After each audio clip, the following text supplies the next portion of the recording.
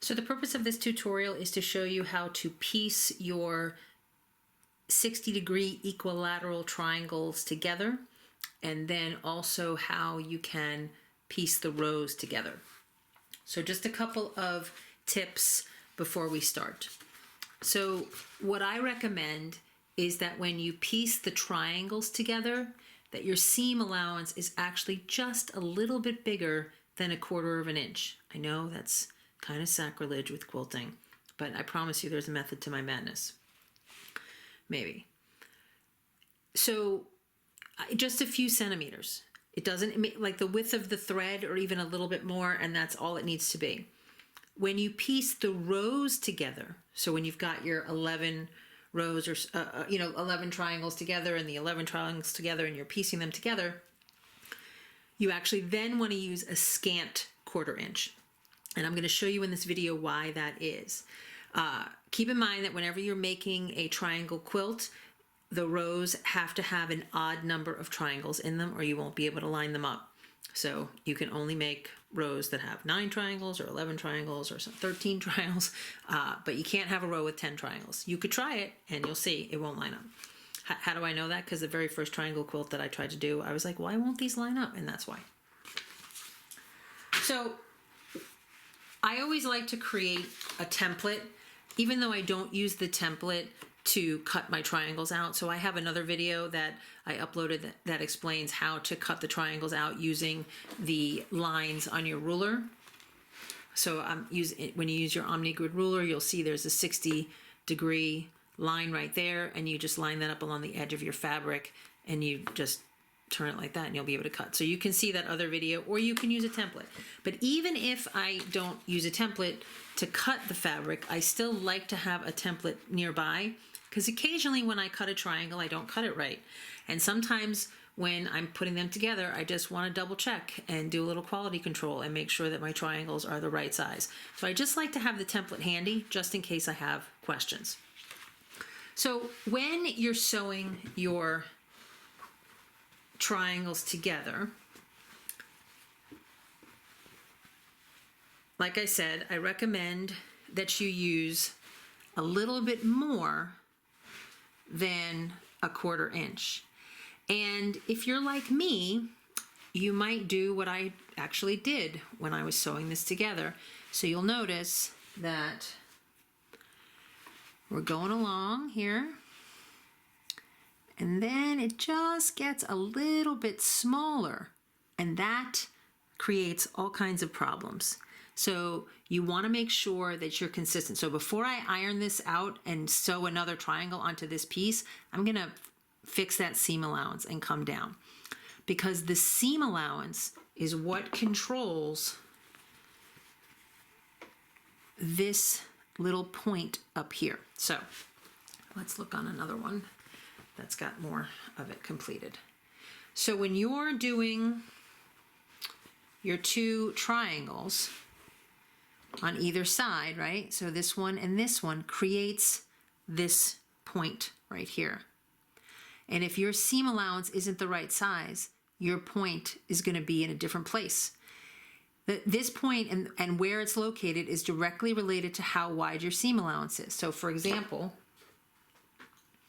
if I had a really wide seam allowance, right? So then my point would be down there, right?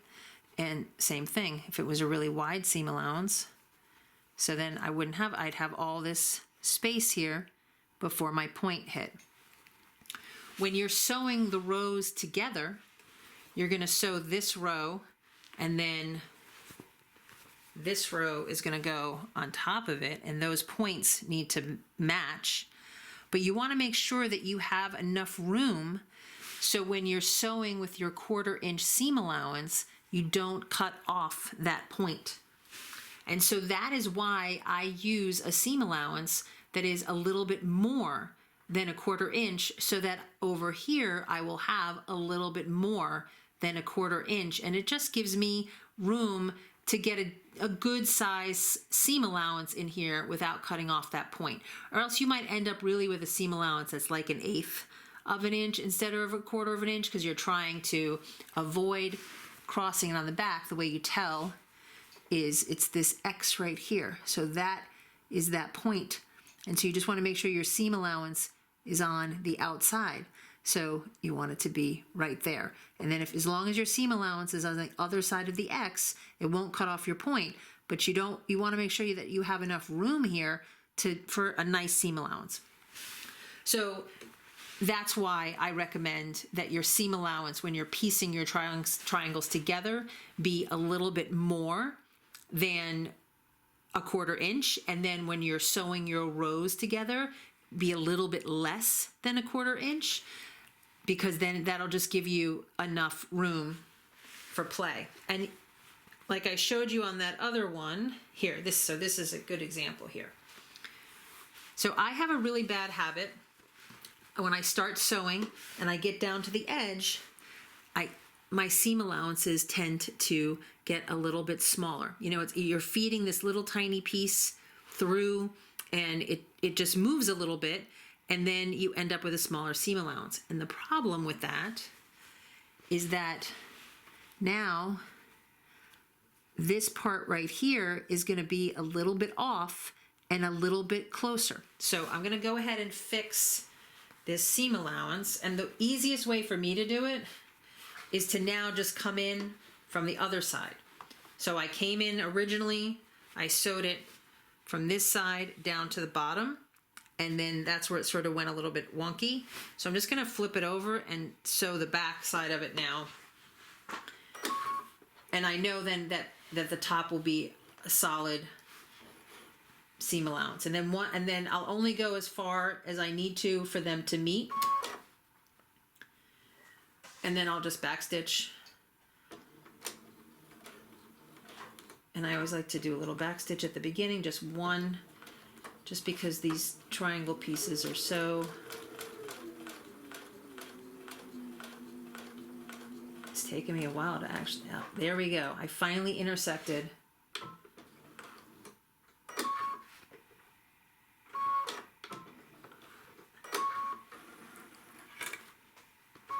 So it wasn't a whole lot, but as you can see, that amount right there, it will make a difference when I'm turning this over. I want to make sure that I have enough room up here.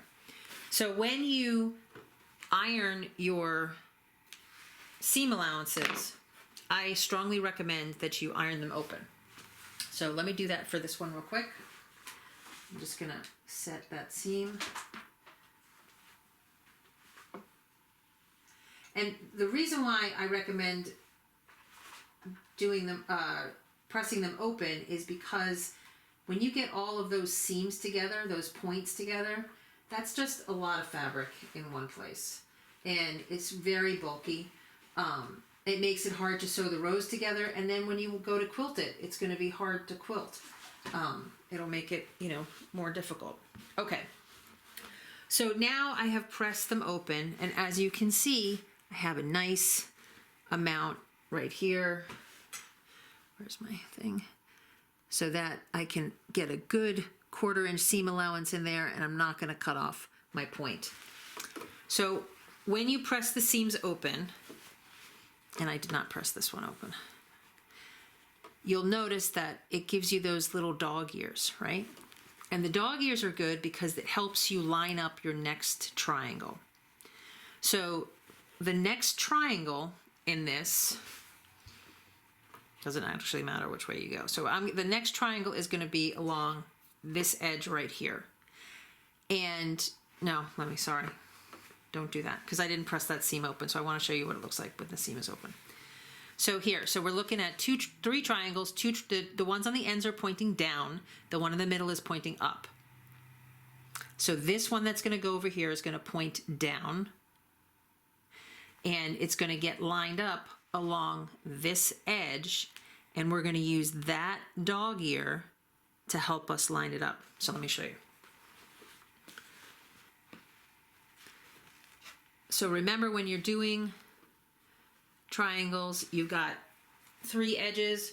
2 are going to be the bias, and 1 is going to be stronger than the bias because it's either cut on the grain or the cross grain. And let me find mine. There we go. And you can hear it. Okay. And if you're not really sure, so this top part, that's the strong part that I want facing out. So you just lay it down, so this way you can see how you want it to look. Let me get in there a little bit. So I'm just laying them next to each other, and then you just flip it over like that. So it's basically gonna fit right on top of the triangle that was below it. And we're gonna start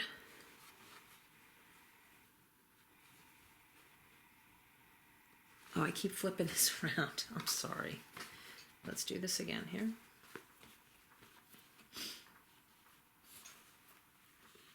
Okay. Gonna flip this over. So one end of the triangle is just gonna be the one piece of fabric. It's gonna be just the one triangle. I'm gonna go ahead and use a really thin pin to pin this. I always pin my triangles because I'm just not that good at piecing triangles. And then let's take a look at this. So this is the triangle that we're piecing this to. And it's got these two dog ears, right? And you'll notice that if you follow the natural line of that triangle, it just comes right up to this little dog ear right here. And we are gonna sew this triangle and match this point to that little dog ear. And if you want, you can cut off the other dog ear, or just don't look at it. And so I'm gonna go ahead and use another thin pin to pin that. And then let me just straighten that out. Okay. Now I'm gonna go ahead and just put just a couple pins in.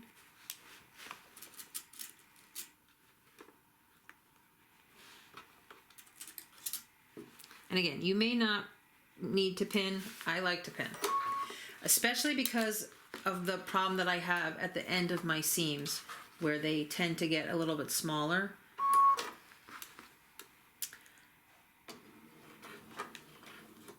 I'm gonna backstitch just a bit.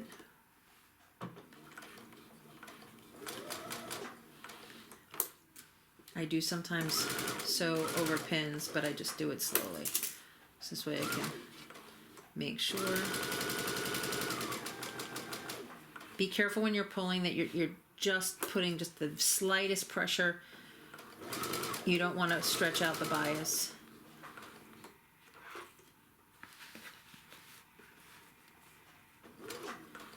And I'm going to actually lower the speed on my machine a little bit.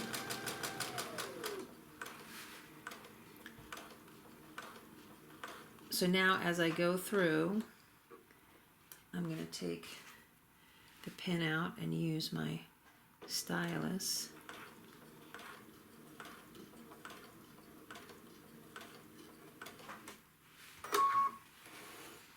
And let's see. Okay, that's not too bad, although it's not great. So that is just a little bit. I'm going to go in and I'm going to fix that. Let me see. Yep, it's just a little bit off. So what I'm doing is I'm going from the other side. Just one little knot. And waiting for them to match up right there.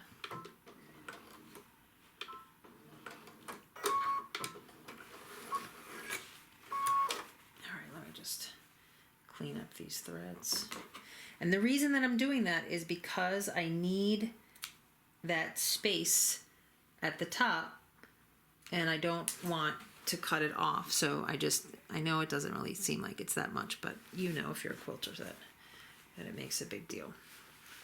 And look at that. I've got that perfect thing. And then at this point, some people keep these dog ears on because they use them to line up the points. I find that they're not that accurate. You can see the middle of this point is not the middle of that point.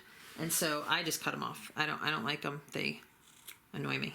And so then I'm going to go ahead and press this seam open. First I'm going to set the seam.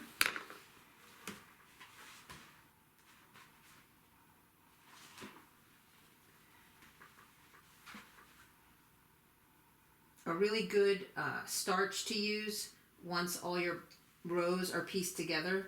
Before you go, you want to give them a nice good press before you sew the rows together, is to use that starch flatter, I think it's called. I have a bottle over on my pressing table, but that stuff works really well and helps make nice flat blocks. It's a little bit pricey. I don't know why it's so expensive, but I feel like they're just sort of taking advantage of quilters. Okay, so yeah, and so like that flatter stuff actually really would help like get this part to stay down. So as you can see, I've got a really nice seam allowance up there and a really nice one up here. And that is how you sew triangles together.